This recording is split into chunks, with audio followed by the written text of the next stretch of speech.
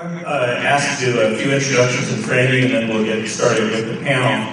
This is a superb panel. I should let you know that originally we had invited Bill Ayers and Jeremiah Wright, and in a special invitation, Hugo Chavez gave us international commentary.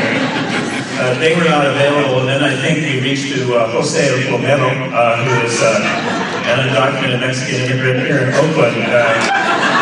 And he was afraid of a raid. So instead we wound up with this really excellent panel, which is going to comment on the election. Let me just introduce them and provide a few framing comments. We've got Jeff Chang, who is a journalist. Jeff, could you raise your hand?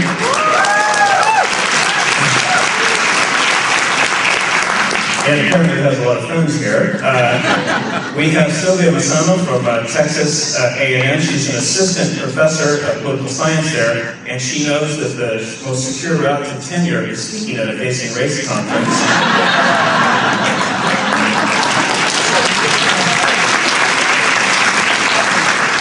We've got Mark Sawyer, who's also a political scientist from UCLA. He already has tenure, and so he doesn't care if he speaks here.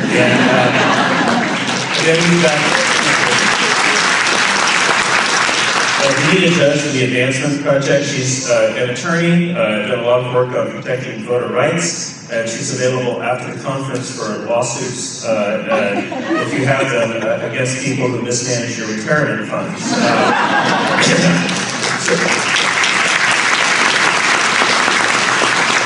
Let me contextualize this just a bit with 3 rules and 3 quick comments. We've been directed to speak retrospectively about the election and what happened. At the end of the conference, we'll be speaking a little bit more about the future and policy for a new administration. So please, no comments about the future. The second is that the question and answer period will be such that, again, as was mentioned, if you raise your hand, a comment card will come to you. Those will come to me, and we'll try to distill them into questions and answers so that we can move quickly through that. And the third logistical comment is that there's a timer person right there who will raise your hand and let us know when we're going on too long. If you go on past her, I will raise 1 hand to signal to you. If you keep on going, I will raise 2 hands. And that will be a signal to the audience to give you a thunderous ovation. So let me just offer a few framing comments, and then we'll get started with Jeff. You know, when we think about elections, I think that there's a point of view which sort of says that everything has changed.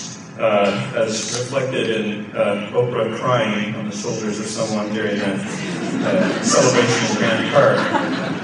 Everybody wonders who that guy is, right? He probably hasn't washed that shirt either. I got Oprah tears. And the other point of view which says that nothing has changed, that we still have structural unemployment, we still have a failure to have enacted comprehensive immigration reform, we still have significant public policy challenges. But of course the real answer is that something changed. And when we think about that something, there's a way of thinking about that something as though it's something that changed at the top. We have a new black president. But what seems to me to be truly momentous is that victory, while really a reflection of great political strategy and campaign, also relied on a grassroots engagement and a movement style that had never really been in a campaign before. Millions along the way were trained in one-on-one relationship building, on organizing, went through Camp Obama, and they were able to work across lines of race, of class, of geography. All of us who are in California calling other states, remember that? Yeah. Or going to other states. And of generations. In my own family, my son, who is an actor, and therefore has lots of free time, spent a significant portion of October and November making phone calls from West Los Angeles, in Hollywood, where he lives. And I remember calling him one day from me making phone calls in East LA, into Nevada, and then jumping in my car driving home and calling my father, 93 years old, who I finally managed to convince to vote for Obama instead of the old veteran like him. So people were linked together across generations, across geography, across class, and across race, and I think that they caught a glimpse of the America that we want to see come into being. And to me, what's really transformative is what happened at that grassroots level. The second comment I would make to frame this is that we saw racial coding, but not just from McCain. We tend to think of racial coding as being negative, but we also saw Obama signaling in a campaign that race mattered in important ways. And in his victory speech, I don't know how many of you caught this, but when he talked about what wouldn't happen in his first year, in his first term, but it might happen later, and we as a people will get there. Yes. That's coded language, right? Yes. But it's like our coding, right? It's universal, but it's saying that we know that we are rooted in a history of Dr. King and Cesar Chavez and the victories of our civil rights and immigrant rights movements. And then finally, I think that the thing that we need to realize is that, and this is about the future, is that Obama's walking into, and we are, a transformative moment. Not just transformative in terms of the elections, but really we face a fundamental realignment of the relationship between the market and government. We just nationalized the banking system. And then saw President Bush yesterday talk about the need to preserve free market capitalism. You know, on the night that Obama won and everybody went outside and was celebrating outside the White House, I kept thinking if I was there, I would be shouting, "Leave now, leave now." So anyway,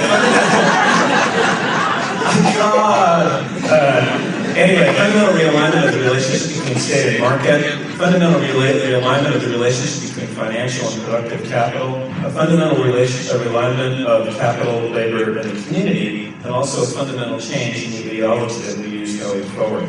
So these are sort of the framing comments I would offer as we get started into this excellent panel.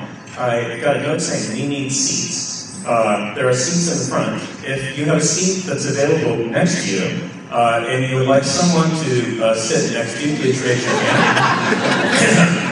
Actually, even if you don't want anybody next to you, raise your hand. This is not like protecting the middle seat on a flight. So come forward to sit down.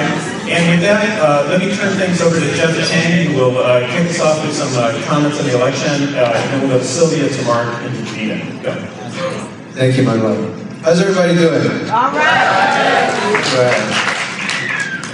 What I'm going to try to do is to maybe provide a little bit of historical context, and maybe bridge some of the comments that Rinku, David, Chris, and Manuel have been making here. See how it goes, right? Okay. So let's start with 1968. 1968, you have Richard Nixon and George Wallace getting 57% of the vote based on a racist backlash and a disgust for young people, right? And this sort of crushed hope of 1968 is sort of what begins to shape everything since with regards to electoral politics. You know, you go from welfare, crime, busing issues, to the culture wars in the 80s and the 90s, on up to the politics of identity that we saw played out in the primaries this year as well as the general elections. And it even alters the Democratic Party, right? So you have the Democratic Leadership Council coming up really as a concession to white backlash and disgust for young folks. So schisms over race and generation have really defined 40 years of politics in this country, and that's why this election in so many ways could be realignment. If you look at the electoral politics, just what folks have been trying to do in terms of trying to get elected, it's been based in this idea of trying to find some sort of a mythical white middle. So talking about the silent majority, and over time, what we've seen is a refinement of that notion of the silent majority. People like Mark Penn adding economic theories of market segmentation, what he calls microtrends, to pinpoint micro demographics of the silent majority. So hockey moms, right?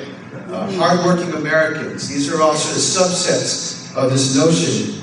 And the idea is then to poke at the wounds of these folks, and blame race. You know, it's the folks of color, it's the colored folks that are making these problems come out. So even on the left, we've had this gigantic blind spot. We haven't, but folks on the left have had this gigantic blind spot around the intersection of race and ideology. And what we've seen then is two pieces of sort of common sense wisdom coming out of this. One, that the country is somehow essentially and alterably center-right. And the other is that the most important voters to go after is this mythical white middle. So it's been a process of trying to hone in on these subsets of that white middle rather than expanding the electorate. In fact, most of the quote-unquote battleground states we saw this year kind of felt surprisingly easy. At least for me, I was looking at this like, wow, Indiana? You know? North Carolina? Wow. And the truth is that this supposedly embattled central white voting bloc followed the new majority. So who is this new majority? Well, we recognize them, those of us who are old enough now, as sort of the core of what Jesse Jackson was running with in 84 and 88, the Rainbow Coalition, right? Communities of color, young people, gays, joined by white progressives, urbanites, and socially liberal ex-urbanites. You look at Latinos, Asian Pacific Islanders, gays, all voted 2-1 for Obama. African Americans, of course, overwhelmingly for Obama. This was the foundation of the Obama victory. And Democratic strategists have been talking about this for a while, but they really underestimated how important race and generation would be in this election. So we talked a little about generation. Young people set Obama's candidacy in motion in Iowa. It was just the margin of 18 to 24s alone that allowed Obama to carry Iowa. And in the general, if you look at it, folks over 65 voted for McCain. Folks from 45 to 64 split right down the middle. Baby boomer generation split right down the middle. So one of the lessons that we learned is that the folks under 45 delivered this election decisively to Obama. 18 to 29s went by greater than 2-1, and even folks, you know, in my cohort, folks that were once called the most apathetic or conservative generation ever, you know, we found somebody that we could ride for, and we voted for Obama as well. And pop culture, in a lot of ways, played a big role in this. He was a candidate who fired people's imaginations. So you think of the Will.i.am video that went up the weekend before Super Tuesday. Went up like the night of Friday. And by Tuesday morning, it already logged 2 million views in 5 days.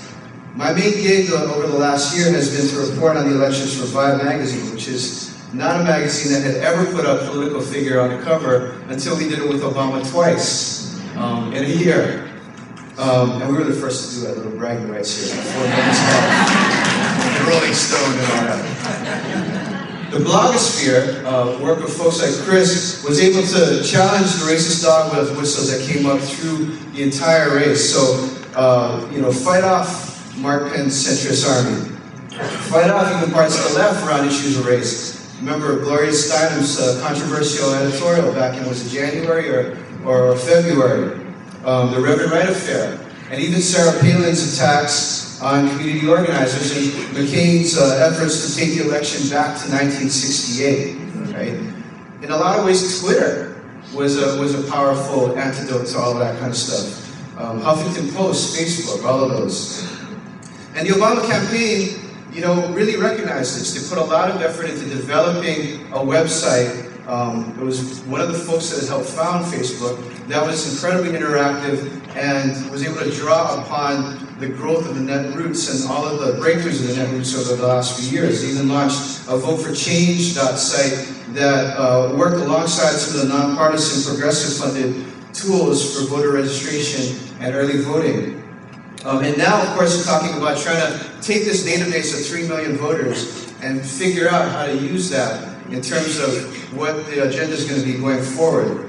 But all of these assets were just tools in the service of the theories and the practices of community organizing. So this brings me to the last point. Obama kicked McCain's and Palin's ass with good old-fashioned community organizing.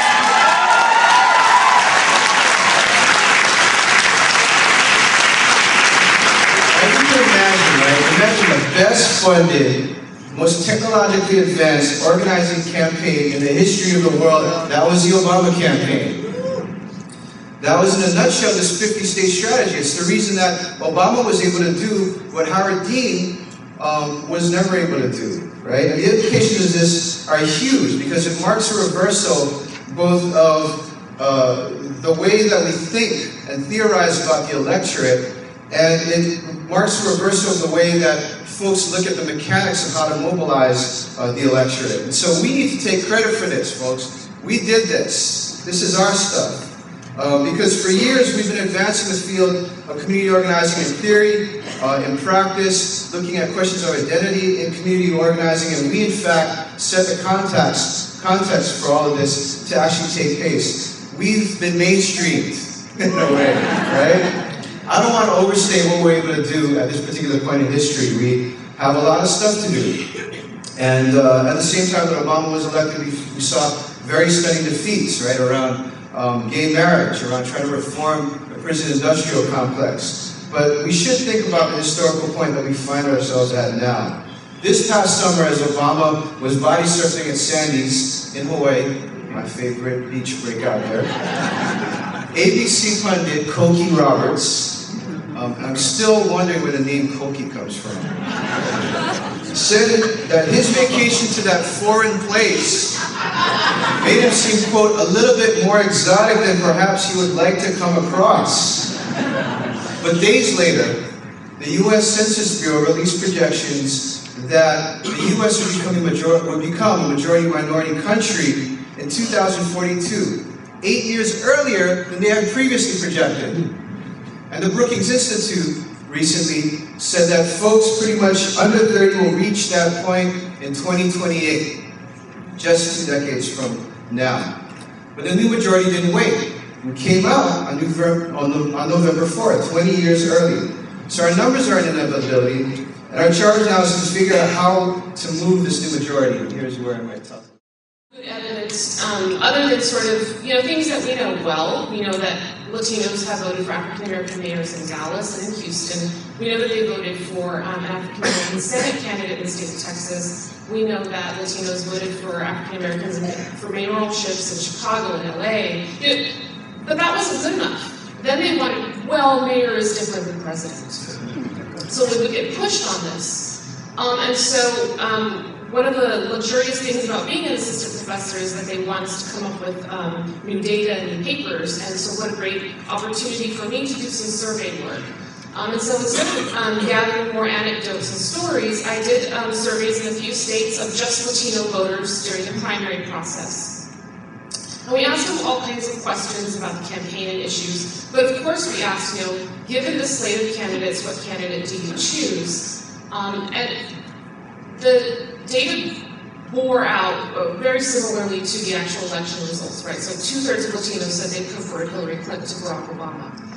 But then we would ask, what is your opinion of these people? Is it favorable, unfavorable? Barack Obama was getting favorabilities near 70%. But then when people were asked who are you going to vote for, they'd say they're going to vote for Hillary. Now, this is very unusual that a candidate that doesn't get that isn't the preferred candidate is the number one choice, that there's somebody else that still has a 70% approval rating is very rare. So they're telling us we like them both, we just know her better. Fair enough. But then we asked another question. We said in the head-to-heads, because these surveys ran in January and March during the primaries. Then we did head-to-heads. So if it were Hillary versus McCain, who would you vote for? If it was Obama versus McCain, who would you vote for? 70% of Latinos were saying, I would support Barack Obama. When we issued a press release, of course that was part of what was put out there, but the press would call me and say, why are Latinos unwilling to vote for an African American? vote for Hillary was not a vote against Obama, as you know, we all came to see later on in the election. The other things that I think that we can point to is if you look at the results in lots of parts of Texas. I mean, I use Texas as an example because I'm most familiar with it, but I know this is true in other parts. But if you look at counties and cities that are Latino majority by large margins, you know, El Paso, Laredo, the Rio Grande Valley, where 80% of the electorate is Latino, 70% Obama support. And we're talking about Latinos who don't have a lot of interaction with African Americans, right? We can't say that, oh, there's some sort of coalition politics going on. The fact of the matter is they found him attractive in terms of partisanship, in terms of message, because healthcare matters to these folks, because jobs matter to these folks, right? For the same issues that he resonated with everyone else. But there is a vested interest. I suppose it's sort of a sexy story to tell, or it sells papers, that the fact is we all just don't get along with each other. So there's going to be a throwdown on this table, I guess, when it's all over. But I think it's really our responsibility to continue to push back on that notion, for which there is very little empirical evidence. And I think this is a case where it is good to have numbers and empirical evidence to push back on the stories about the person that you know is racist and the person that you know is racist. Because the fact of the matter is, some people who have said racist things in their lifetimes still voted for Barack Obama of lots of different colors. So he was very successful in getting the Latino vote, and across national origin groups, 57% of Cuban Americans voted for Barack Obama. Wow. When you are losing the Cubano vote in Florida, you have lost the Latino vote. It's a little bit funny, depending what side you're on, I guess. But that's the extent to which the Latino community supported him. That's how broad-based the support for him was. And with that, I want to talk about, so there were things about him as a candidate that made him very, very attractive.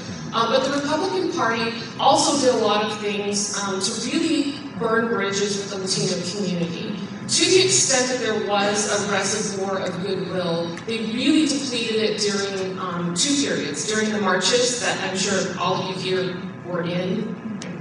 I'm from Texas, so I'm thinking that everybody here, you know, what is San Francisco liberals or what? My kindred spirits. So during the period of the marches and then the rhetoric around that, but then during the Republican primaries, the Republicans were playing Quien es más macho on the issue of immigration, and so by the time McCain got the nomination, despite the fact that he was the most moderate of his party, their brand was burned. It was much too late. So it matters who you pal around with, because people think when someone like Tom Tancredo was standing next to you. And that's the kind of issue that is cross-cutting, that, you know, we're talking about Latinos of all different backgrounds for whom immigration may or may not be personally relevant for them, but felt really attacked by the rhetoric and the ugliness of the commentary, because it became really about all Latinos, not just about a security or a process or a policy question. The discussion became much more vitriolic than that. This 50-state strategy means more than electoral votes and winning a state. Part of having, though it was not planned, part of the fact that one of the benefits is the fact that the primary season ran through every state meant that Latinos had a voice in the primary process, which is very unusual. Usually very diverse states like Iowa and New Hampshire get to push forward the top one or two candidates in the election.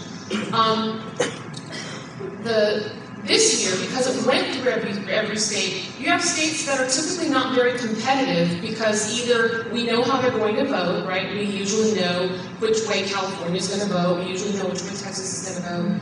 So you have states that are usually not very competitive either in the general election or even in the primaries just because of where they're situated on the calendar, that suddenly got really mobilized and energized by this competitive race that had multiple campaign appearances. Finally, they were being spoken to in the primary process by the two candidates on their issues, and this energizing of the electorate wound up bearing out in the general election. So maybe people in Texas knew that it was going to go for McCain, but there were still people in Texas who were donating money, who were making calls from their homes, who remained active and mobilized. And so the best predictor of future behavior is past behavior. And the fact that so many people were mobilized in so many different ways, I think, again, I don't want to talk about the future, but I think it gives us a good glimpse into what we can expect to see in terms of diverse participation across the country. And I think that's a very hopeful place to be. Thanks, Sylvia.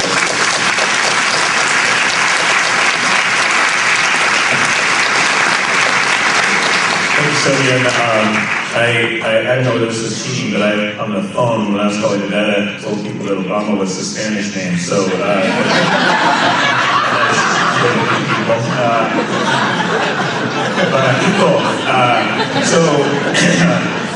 going to turn out to Mark Sawyer. If you know Mark's work, you would realize he could comment on black voters, he could comment on the Latino population, he could comment on race in Latin America.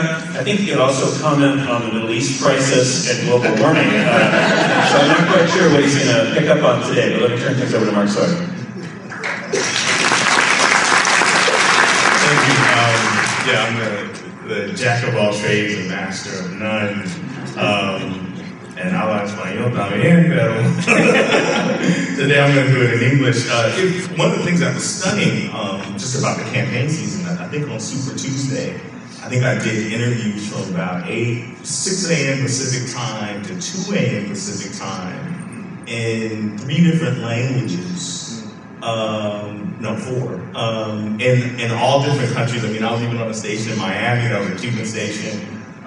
It was really a sort of amazing experience. And one of the things I want to talk about is in September, all the calls to me were about, well, how come black women don't want to vote for Barack Obama? Like, what's his problem? Maybe Oprah's going to help him out. And I had to reframe about a lot of those issues. And people were, feeling him out and trying to figure out what was going on. But one of the things I want to do is I want to distinguish between, I think sometimes when we talk about these things, they get conflated. The role that race played in the campaign versus the role that racism played in the campaign. And it's very important that we don't conflate any discussion of race with the problematic discussion of racism. So first I'm going to actually talk about racism as a kind of problem for the campaign and some of the things that were played, and then we'll talk about race, which I believe was used in some really extraordinarily powerful and interesting ways, both domestically and internationally. And it presents us a way of thinking about the campaign, but also a way in which, for those of us who are concerned about racial justice, to not be afraid of race in various kinds of ways.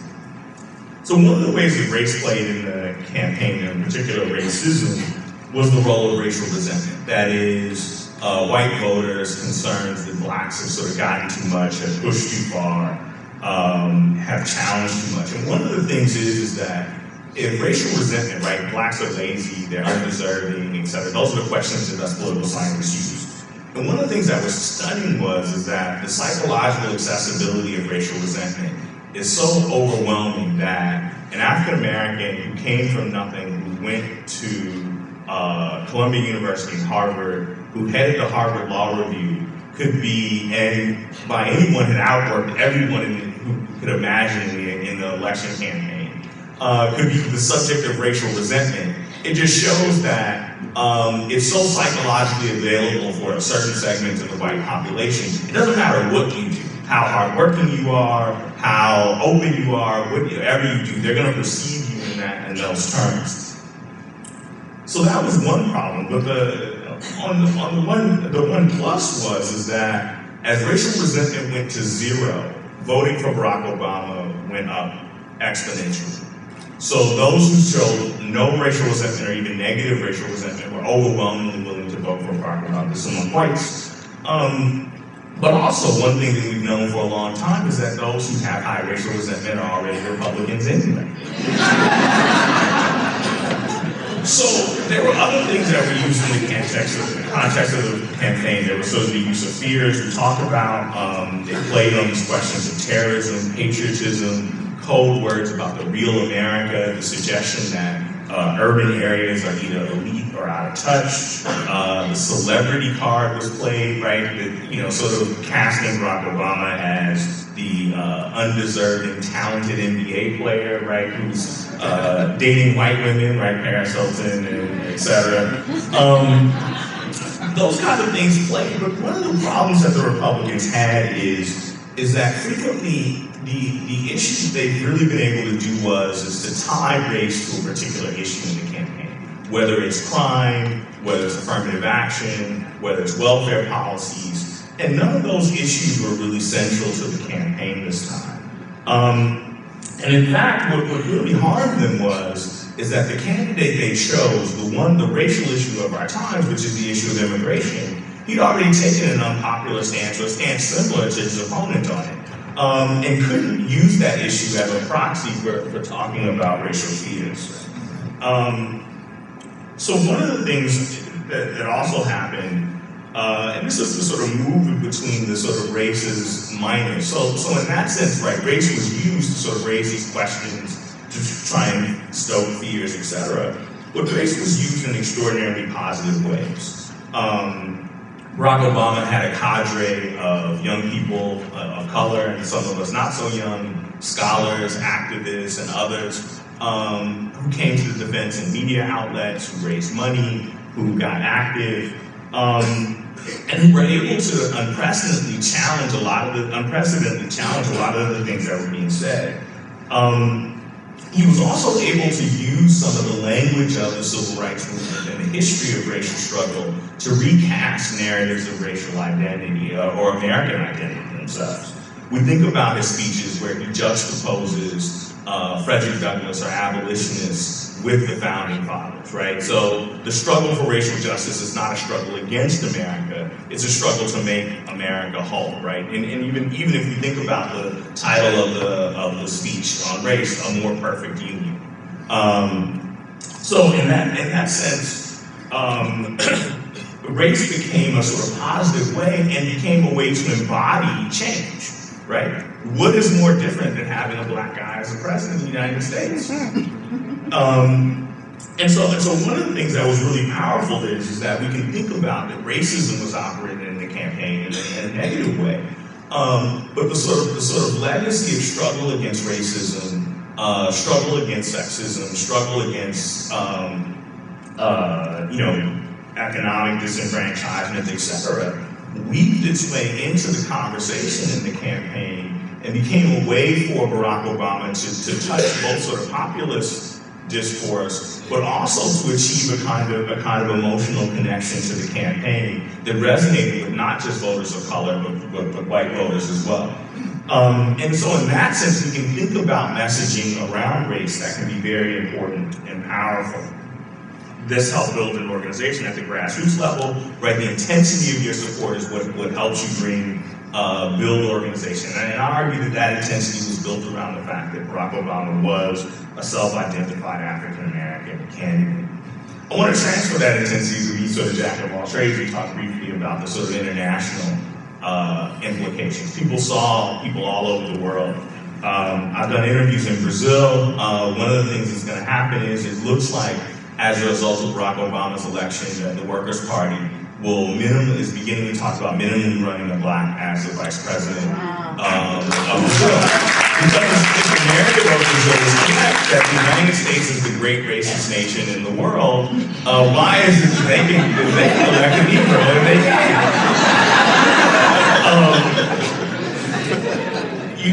The same thing's going on. His election is celebrated in Cuba. With people thinking that there would be a new kind of relationship. And one of the things that's really stunning is that we're going to see a reconfiguration of the way in which America is perceived both internationally, but also the way Americans think of themselves. And that presents new opportunities to shift politics, right? If the Southern strategy can't defeat a guy named Barack Hussein Obama, who can it be? And you're starting to sort of isolate that. But there's really interesting possibilities in the world, and race plays both a sort of, racism played an extraordinarily negative role in the campaign, but I argue that race played an extraordinarily positive and generative role in the campaign. Thank you.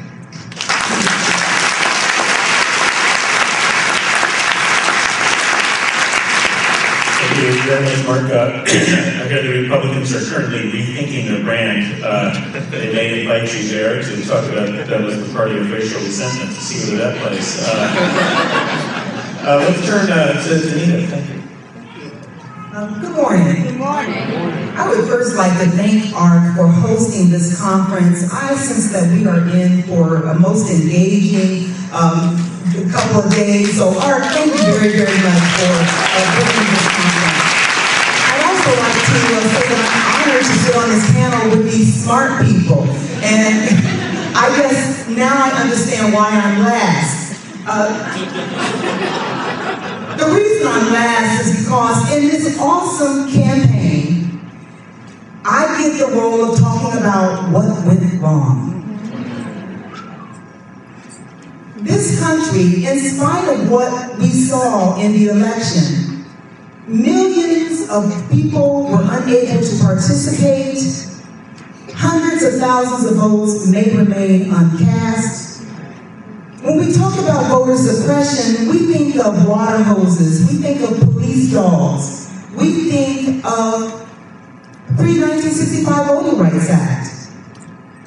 But since 2000, we've learned some different things. We know that voter suppression is hanging chads. It's purging voters from the rolls without their knowledge. It's casting hundreds of thousands of provisional ballots. It's voter ID laws that are so stringent that many people could never meet them. So we're going to talk a bit about voter suppression and what impact it could have had on this election had advocates not been so proactive, which of course we weren't as proactive in 2004, but this time we knew what to look for and we weren't going to let it happen, not this time, not on our watch.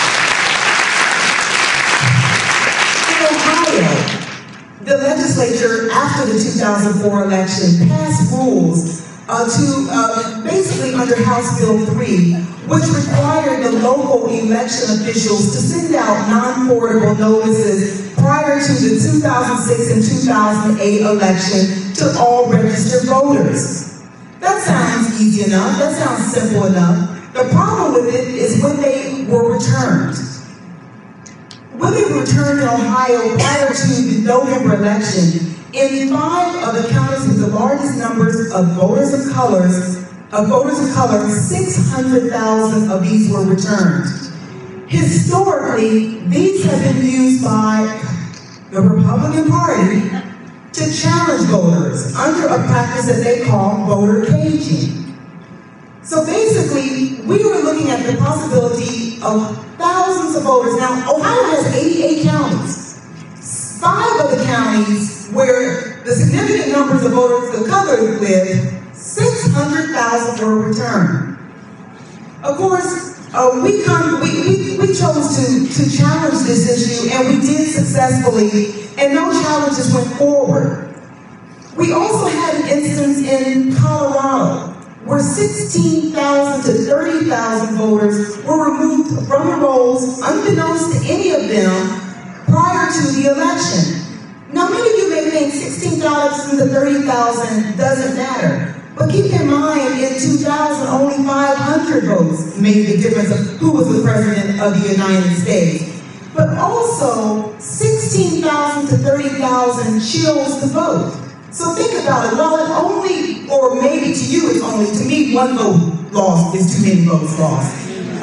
But if in fact this had far-reaching effects, we could have had hundreds of thousands of voters of color saying, I am not going to participate in this election, or I can't participate in this election.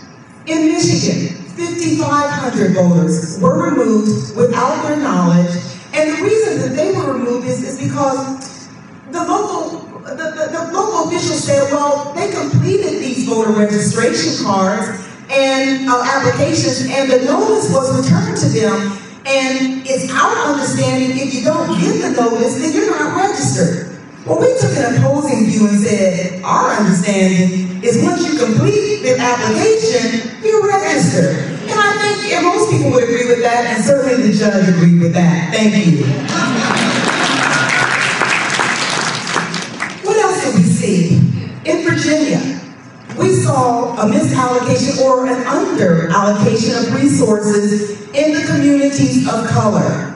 For instance, the law in Virginia says that in terms of polling place resources, one machine to 750 voters.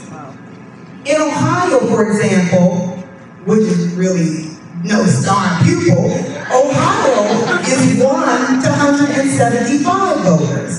So you see the disparities. Well, while we didn't find necessarily that in those precincts that there were any precincts that had 750, what we found was disproportionately there were communities of color where there would be one machine to 450. That was still way too much. And when you looked at those communities where they were predominantly white, you didn't have any of those numbers even remotely close to the 450. So that was just another example of the problems that manifested into the long lines. And think about it, long lines on election day, if you can't wait in the line, what happens? You can't vote. And so these are problems that continue to be manifested throughout our country. Voter ID. While many people believe that voter ID is really just a very easy thing that, you need voter ID for everything, Indiana has one of the most rigid voter ID laws in the country. In fact, it was the place where the Supreme Court just ruled that the type of ID that they used or required really did not have a burden on the voter. Basically, you just needed to have a government ID that was issued by the government. It had to be basically not expired. And so it sounds pretty easy, except nuns who don't drive, who were in the age group of 80 to 90 years old, attempted to vote in the primary in an area that they were well known, and they were denied the right to vote. And that's just one example, but voter ID has really been used as this voter ID, voter fraud issue. And I want you all to know, as if you don't know, that voter fraud is pretty much non-existent in this country. But our legislatures have passed these laws, state and local governments, just to guarantee that they are continuing to be able to suppress the right to vote for many people who are unable to meet these hurdles, these structural barriers that prevent voters from voting. Finally, provisional ballots. Under the misleading Help America Vote Act of 2004, provisional ballots were supposed to be a fail-safe measure to keep or to guarantee that no one walked out of the polls without voting. What we have found is that instead of a fail-safe measure, they become a trap door.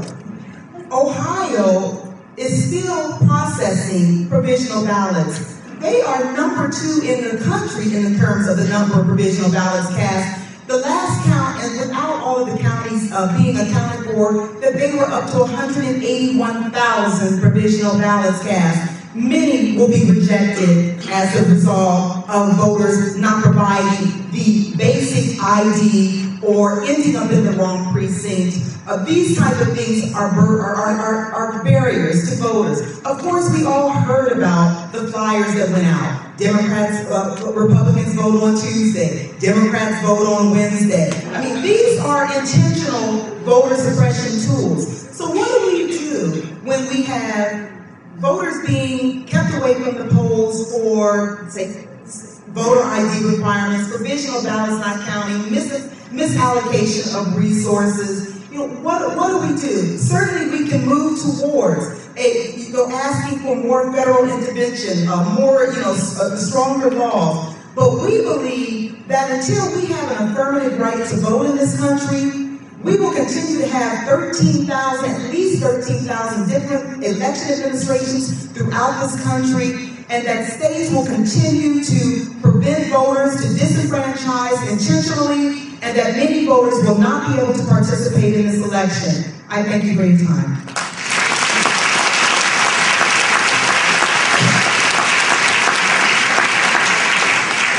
Thank you, Donita.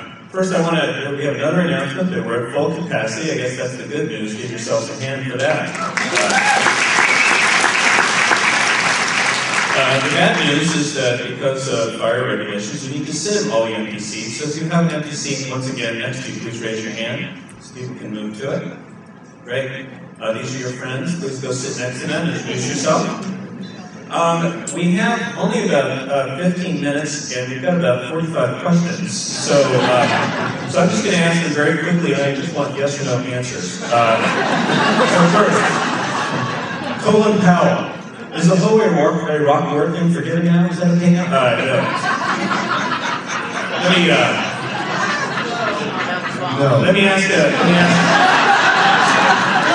That was a big no, huh? Okay, I like this audience. So actually, let me ask a couple questions, and I'll try to make the questions quick and hope that the answers can be as well. Jen, you talked about the important role of community organizing, and while it's true that community organizing was a very important set of principles, what's very interesting is that now the Obama campaign has actually the best list in the country, right? Much better than the organizations. And what will be the relationship between community organizers who've been doing organizing, have their own organizations, and this really another kind of community organizing force, which is, what's the level of accountability between someone who actually has built up a community organization, right, that's really very strong and more far-reaching than what many of us have been able to do with our own years of organizing? That's actually a really difficult question. You only have a minute, so. Well, I'm supposed to say yes or no, right? Yeah. It's a really fascinating kind of quandary that we're going to find ourselves in the sense that, this is a list, of course, of 3 million folks. And one of the things historically that's really interesting is that after Jesse Jackson ran his historic campaign in 1988, he built up huge databases of folks on the ground across the country. And the apocryphal story is that database actually ended up in dumpsters at the end. And, a lot of times folks talk about alternative realities, Philip K. Dick, and they think, wow, what would have happened had that been mobilized? And I think that's a question that we can all actually now really bring forth, kind of struggle with. The folks that are on these lists are a lot of us in the room, right? People that donated to the campaign, people that participated in phone banking, people that did different types of work. And I think that in some ways what the technology promises us is perhaps a greater way to access. But on the other hand, there's still going to have to be a lot of tension, a lot of creative tension, hopefully, between what we're doing on the ground and what they're going to be doing out there in the agencies. So it's probably too early to tell. But it's probably one of the biggest questions that we're going to have to face. Yeah, I think it's going to be an interesting tension because I think one view of this is that community organizers can hold the Obama administration accountable, but on the other hand, you can mobilize people more quickly than many of us have been able to demonstrate in the past. It's going to be a very interesting thing as we look forward. Mark, do you have a comment on that? Yeah, organizing people frequently has unintended consequences. So one thing that you may have is that you may have some of these organizations or groups of people or leaders may begin to do things in their local communities that are designed around that. And I think that's one of the big hopes. Another issue is that I think that list is going to get turned over to the Democratic Party. And The idea will probably, at least my understanding is the theory, is to make the Democratic Party more of a mass party that interacts with its activists very directly and mobilizes people in a kind of give and take. And that's a very different Democratic Party than the DLC party that you're just talking about. There's a question that came from the audience, which I thought was quite good, if anybody wants to type it, which is that the campaign and its rhetoric focused on the middle class. So how do we actually put the working class and poor back on the agenda, particularly given that rhetorical thing? Mark. Yeah, I mean, okay, so I know everybody loved John Edwards, and John Edwards talked about the poor, but one of the things that Barack Obama was sort of masterful about, and I think the McCain campaign kind of figured this out, but like, he expanded the definition of the middle class and the middle class tax cut such that it actually included the poor. So and really at the end, the Republicans were telling the truth when they were saying that people were going to get extra money through the earned income tax credit who weren't paying taxes. So basically, they backdoored, his proposal backdoors a kind of, I shouldn't say this in public, but it backdoors a kind of minimum income proposal.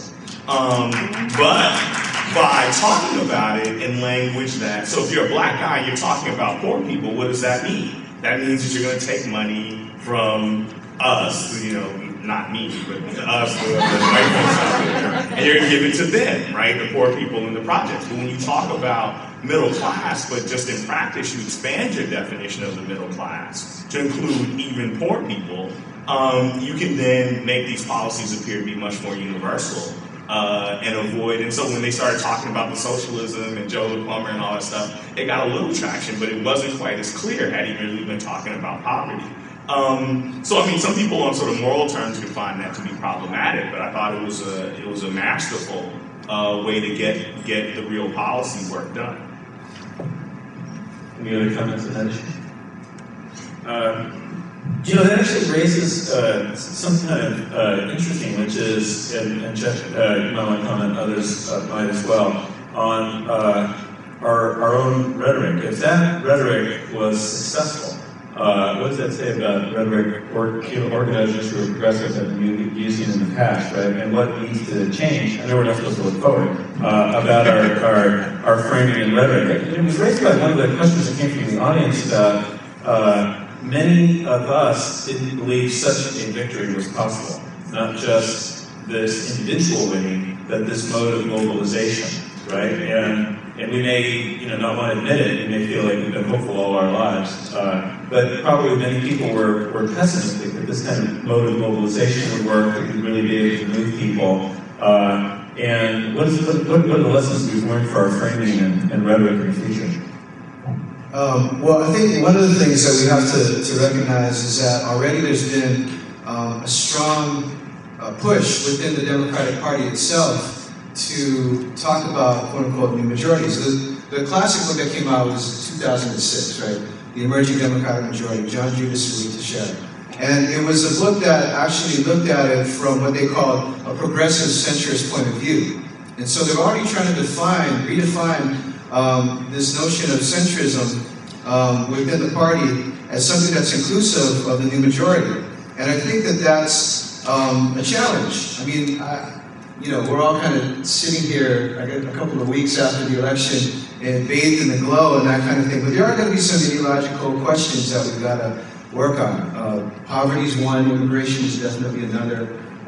There are a whole host of that. We can talk about the economic stimulus package and what that's actually going to look like. These are all different types of battles that are going to be waged. And I think that in the process of trying to come up with that, we've got to think of ourselves in this big picture and be able to figure out the language. Can't do it right now, but we have to figure out the language to be able to define an ethical and a moral position that supports progressive policies. Let me ask Sylvia a question. This is moving in a different direction. And it is about the Latino vote, but in a sort of more complicated way. I think many people who were following the Latino vote early on recognized that the Clintons were popular because of the role of the Clinton administration in advancing certain Latino gains early on. And so the predilections of the average Latino voter were entirely understandable and very well explained by the data that you presented. There's another interesting issue there, though, which is that the Latino political class lined up behind Hillary because they saw the prospects of jobs, right? And what's interesting is that that Latino political class sort of had to shift later, but they bet wrong early on, right? And what does that say about the relationship between the leadership, Latino masses, and what struggles should we be looking for that Latino political class as we head forward? Right, I mean, Hillary Clinton lined up everybody from dog catcher to senator in the Latino community that was an elected official, and that was something she had the luxury of doing because she had the relationship, she and her husband had the relationship with these Latino elected officials that she and her husband, or her husband, I don't want to get into, that's a whole other panel probably, that they had... There's an afternoon seminar on Bill Clinton in here, so... that they had helped, support their political careers. So I think that there was a sense of people feeling like they owed favors. Before I get to the political class, I do want to say one thing though. Latinos in Illinois, Latinos who lived in states that were close to Obama, so essentially Latinos who were familiar with Obama, were supporting him early on. It was Latinos in states that were further away, that were frankly just unfamiliar with him, that gave him high favorability, but ultimately he wasn't their first choice in the primary. So I want to say that the familiarity really did play a role. I think you're right that we are we're at something of a passing of the torch sort of phase, because there is a generation of Latino elected officials that was very supportive of her very early on, and then a younger slate of them who are in maybe less prestige offices in state legislatures, in county and city governments, who were on the Obama side early on. And there is a generational divide among those folks as well. But it seems to me that even that said, there are some pretty high-profile people who made the break early, right? Bill Richardson, also known as Judas among the Clinton family. Bill Richardson made that break early on, and then Antonio Villaraigosa, who was one of the chairs of her campaign, is now part of the Obama transition team. So to the extent that the Latino community leadership remains sincerely interested in the interests of their constituency and their policy preferences, and equitable outcomes for them, it behooves them both politically and also morally, are we allowed to say that here, to get on board. The other thing I'd mention in that regard is that Lopinion, Spanish language daily in Los Angeles, had never endorsed the primary candidate, and it endorsed Obama. And I was actually at the dinner conversation when I think that decision was made, and it reflected really, again, a generational change. A couple of questions to kind of bring us to a close.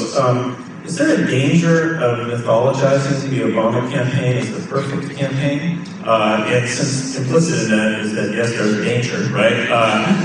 What went wrong? And what should we learn that really should be done better? And any comments, Donita? I know you were involved in the voter suppression stuff, at least. Sure.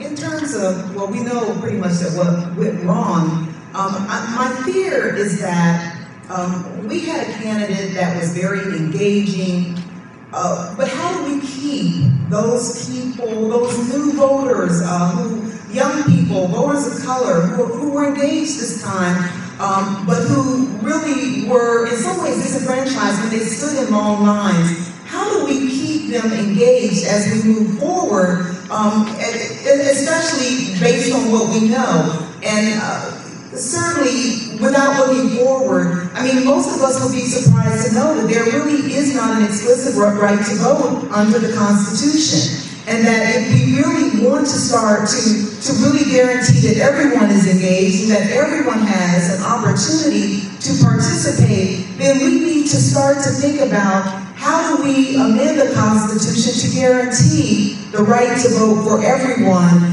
And whether or not we have a mystical candidate or not, everyone still has that same opportunity. Election day really is a great equalizer. It shouldn't matter whether you're black, white, rich, poor, educated or not. Everyone really should have the same power on election day and in every election.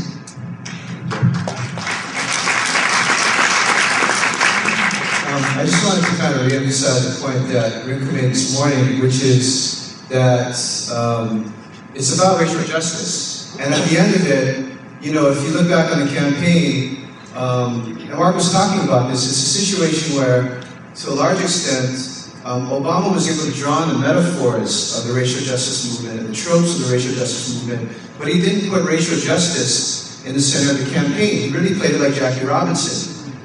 And I think that that's really crucial for us to be able to recognize. And I think that's part of where we need to be over the next 4 years, is to be able to assert that kind of submerged trope, that submerged text, that submerged movement in the Obama campaign, is to be able to make racial justice explicit, talk about why it's at the center of all this, talk about why it was at the core of his victory, claim that for ourselves, and be able to move it forward, because it's really still a submerged idea, I think, in all of this. Yeah, let me ask one last pressing question, then I'll make some comments. I'm going to read the question as it was written, and then I'll rephrase it in a slightly more delicate way. As it's written, please comment on the media-driven, quote, people of color don't like queers, unquote, crap that is infesting even progressive ranks. So we had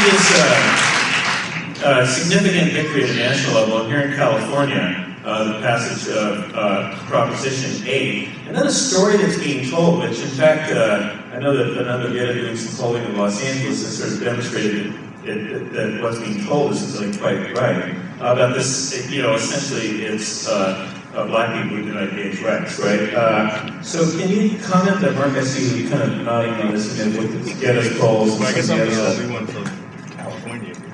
Is that? You and I are... Yeah. Yeah, okay. Yeah, no, well, first of all, one vote in any community to remove people's rights to marry is too many. And so I don't want to minimize that issue, but it is, first of all, that the Black and Latino support for the Yes on 8 or to take away the rights of LGBT people has been overstated. But secondly, it's played into certain aspects, particularly those, a long-standing conflict between those in the LGBT communities and communities of color that still represent some of the conflicts between, you know, race, gender, sexuality. That there's a kind of lack of understanding. One of the things is I got pro-on-8 mail that supported all of the general Democratic agenda, but told me to vote yes on 8. I got no on 8 mail. They did no organization in communities of color. They gave a bunch of money to the NAACP and they got nothing for it. And so what I think it says is at least the message to me is that the LGBT community has to build indigenous organizations in communities of color with people of color to educate people and work on the issue, but not just sort of parachute in.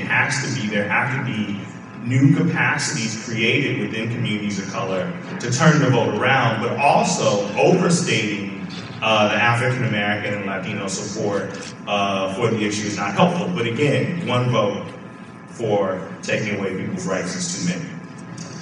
Thank you. Let's give this panel a big round of applause.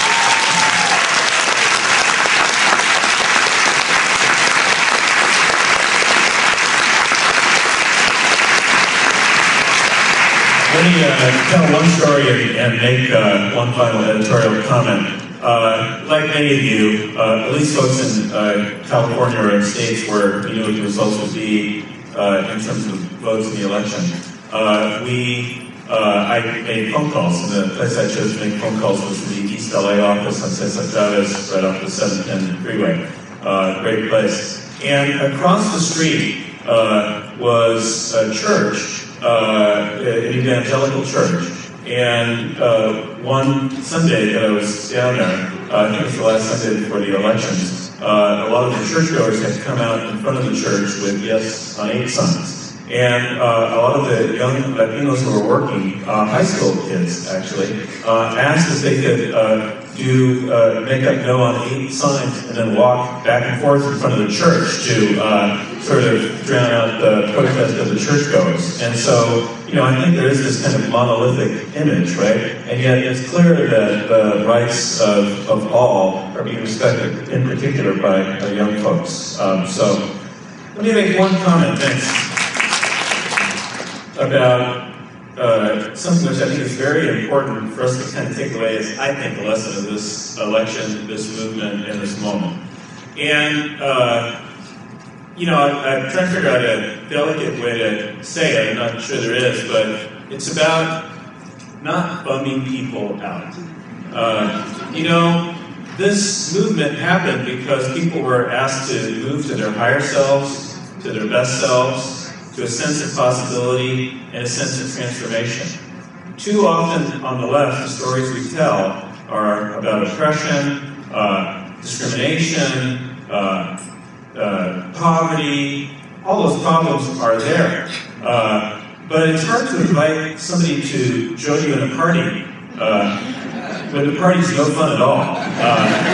And yet, what we know is that the history of our country, in particular, the work that so many of you are doing, is a history of joy, of realization, of communities coming to voice, of communities making a real difference, of actually changing the world. And I think that one of the lessons, maybe one of the central lessons to pick up from this election, is that we need to put the progress back in progressive. We need to celebrate what our movement has accomplished. We need to celebrate where we're going, even if we have a cold and steely eye about the structural challenges that are ahead of us. Remember, as you do your work every day, the way you felt just a Tuesday or so ago, when you began to realize that the vision that we've been trying to put forward is a vision that actually can catch fire. And we've got a lot of work ahead of us with regard to making sure that racial justice assumes a more central part of that vision. A lot of work ahead of us with a recession impending to make sure that economic justice is the guiding light for the economic restructuring that will occur. But we can do this. We can do this. I mean, I guess it sounds like yes, we can. Thank you.